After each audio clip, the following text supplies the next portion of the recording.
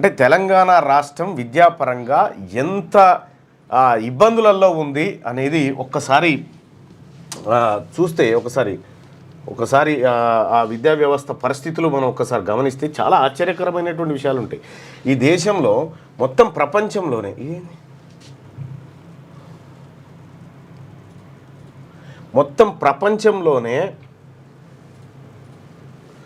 Right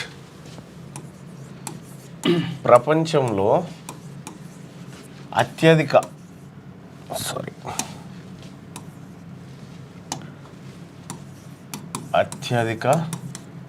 నిరక్షరాస్యులు ఉన్న దేశం మనదే.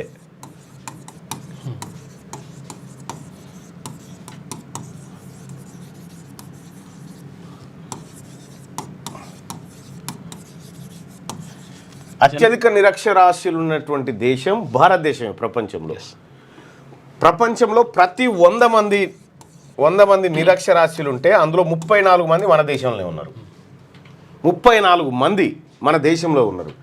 మళ్ళా విచిత్రం ఏంటంటే ఈ చదువు ఈ భూమి ఏది సింధు నాగరికత టైము, ఆ తర్వాత తక్షశిల, నలంద విశ్వవిద్యాలయము, ఇవన్నీ కొన్ని మతాలు ఈ భూమి మీద ముందుకు పుట్టినటువంటి సంస్థలు ఇవన్నీ. అటువంటి గొప్ప దేశంలో ఇంకా చదువు ప్రతి గడపకు చేరలేదు.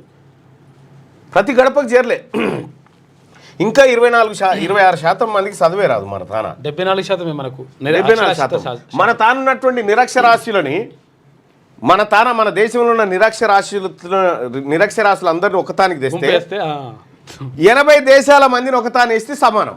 అంతే, నిరక్షరాస్యులు ఎక్కువ ఉంటారు. ఇంకా 80 దేశాల జనంతోటి మన నిరక్షరాస్యులు సమానంగా ఉన్నారు. అంటే మన దేశంలో విద్యా వ్యవస్థ ఎట్లా దెబ్బతిన్నదో చూడండి. మనము ఇక్కడ గమనించాల్సినటువంటి విషయం ఏంటంటే, సో ఒక 2 మినిట్స్ తీసుకుంటా దీని విషయంలో. ఇక్కడ సరే అంబేద్కర్ గారు విద్యను ప్రాథమిక హక్కుగా చేర్చినప్పటికీ సో దాని అమలు ఇంప్లిమెంటేషన్ ఎక్కడి దాకా వచ్చింది? ఆఖరికి 2009లో రైట్ టు ఎడ్యుకేషన్ యాక్ట్ తెస్తే ఇప్పటి వరకు మన గవర్నమెంట్ ఇంప్లిమెంట్ చేయలే. మన గవర్నమెంటే ఇంప్లిమెంట్ చేయలేదు దీన్ని, విద్యా హక్కు చట్టం ఇప్పటి వరకు. మరి ఇప్పుడు ఏమైనా చేస్తారో తెలియదు. చట్టాన్ని ఇంప్లిమెంట్ చేయలే. ఇక రాజశేఖర్ రెడ్డి గారు 2008 ఆగస్టులో ఫీజు రియంబర్స్మెంట్ పథకం తీసుకొచ్చింది. ఫీజు రియంబర్స్మెంట్ పథకం తీసుకొస్తే దాంట్లో ఏం చేసిరంటే సేమ్ టైం మొత్తం ఇంజనీరింగ్ కాలేజీలు అన్నీ స్టార్ట్ చేసిరు. వాళ్ళు స్టార్ట్ చేసి రాష్ట్ర ప్రభుత్వం నుంచి నేరుగా ఇలా పైసలు పోయినాయి. ఈ మధ్యలో చదువుకున్నటువంటి పోరగాళ్ళు ఎవరైతే ఉన్నారో ఈ స్కిల్స్ లేక చదువు సరిగా అందక ఇదో రకమైనటువంటి దోపిడీ జరిగింది. ఇవాళ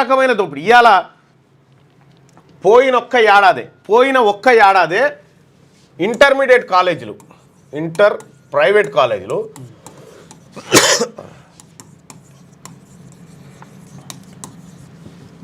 9,826 కోట్లు బిజినెస్ చేసినాయి.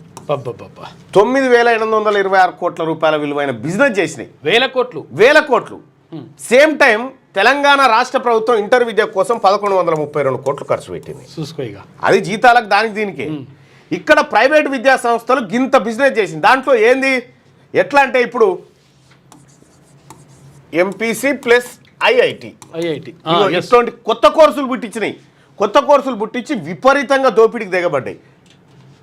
ఇవాళ మండల్లో మా చాలామంది సహచర సభ్యులు ఉన్నారు. అందులో పట్నం మహేందర్ రెడ్డి గారు నిన్న ఈడనేలో వెళ్ళయింది. పట్నం మహేందర్ రెడ్డి గారు, పిసిసి చీఫ్ మహేష్ కుమార్ గౌడ్ గారు,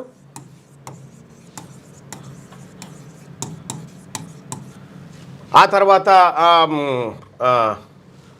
రవీందర్ గారు, తక్కెలపల్లి రవీందర్ రావు గారు, ఆ తర్వాత ఏవిఎన్ రెడ్డి గారు, ఆ తర్వాత పివి నరసింహారావు గారి కూతురు వాణిదేవి గారు, 1 2 3 4 5 ఇంకొక ఆయన ఉంటాడు, ఇంకొక ఆయన మొత్తం ఆరుగురు సభ్యులకు ప్రైవేట్ కాలేజీలు ఉన్నాయి వీళ్ళకు. ఓకే, అవును. వీళ్ళకే ప్రైవేట్ కాలేజీలు, ఈమెకు ప్రైవేట్ యూనివర్సిటీ ఉంది, తర్వాత ఈయనకు ప్రైవేట్ విద్యా సంస్థలు ఉన్నాయి. ఇలా అందరికి మెడికల్ కాలేజ్ ఉన్నది, మెడికల్ కాలేజ్ ఆయనకు, ఈయనకేమో డిగ్రీ కాలేజ్ ఉన్నది, ఈయనకేమో ఇంటర్ కాలేజీలు ఉన్నాయి, ఇవన్నీ ప్రైవేట్ కాలేజీలు, విద్యా సంస్థలు ఉన్నాయి. సో ఇక్కడ చర్చ జరుగుతున్నట్టు వీళ్ళు ఎవరు కూడా ప్రైవేట్ కాలేజీల్లో ఫీజుల నియంత్రణ కార్యక్రమం చేపట్టాలని ఎవ్వరు చెప్తలేరు. నిన్న లాస్ట్లో నేను చెప్పింది అదే సార్, వీళ్ళ దగ్గరే ఉన్నాయి అన్ని ప్రైవేట్ కాలేజీలు, ఈ ఫీజుల నియంత్రణ జరగాలని చెప్తాను. ఇందులో అన్ని పార్టీ వాళ్ళు ఉన్నారు. నేను గివి చెప్పగానే కయ్య అన్నారు. ఇక అసలు విషయం అది చెప్పే వరకల్లా సరే చైర్మన్ సాబ్ అది ఆ రికార్డులకేం తొలగిస్తున్నామని చెప్పి పేర్లు తీసుకోవద్దనంటే వాళ్ళ పేర్ల మీదనే సాగుతూ ఉన్నాయి. పేదోనికి ఫీజు తగ్గించే కాడ పేర్లు అయితే ఉంది, ఊర్లు అయితే ఉంది. సార్ ఒక్కటేమంటే మనం గమనించాల్సింది, ఇక్కడ ఉన్నటువంటి వ్యవస్థ ప్రైవేటు ఇంజనీరింగ్ కాలేజీలు, ప్రైవేటు స్కూల్సు, ఈ వ్యవస్థ అంతా మండల్లో ఉండి ఈ ప్రభుత్వ పాఠశాలలో ఉన్నటువంటి విద్యను బాగు చేయాలి, ప్రైవేటు విద్యను తగ్గించాలనేటువంటి అంశంలో వీళ్ళందరూ ఎందుకు మద్దతు చేయగలుగుతారు? వీళ్ళు మండలిలో ఉన్నారు, అక్కడ అసెంబ్లీలో పల్లారాజేశ్వర రెడ్డి గారు ఉండే, మల్లారెడ్డి గారు ఉండే, రాజశేఖర్ రెడ్డి గారు ఉండే, ఇట్లా 12 మంది ఉన్నారు. అలా 12 మంది విద్యా సంస్థలలో ఉన్నారు. కాసిరెడ్డి నారాయణ రెడ్డి గారు, అంటే వీళ్ళందరూ కూడా ప్రైవేటు విద్యా సంస్థలకు సంబంధించినటువంటి వ్యక్తులంతా ఈ 2 సభల్లో ఉన్న తర్వాత ప్రభుత్వ విద్యను బాగు చేయాలనేటువంటి ఇంటెన్షన్ వీళ్ళకి ఎందుకు ఉంటుంది అనేది నిన్న చర్చ, నిన్న జరిగినటువంటి చర్చ.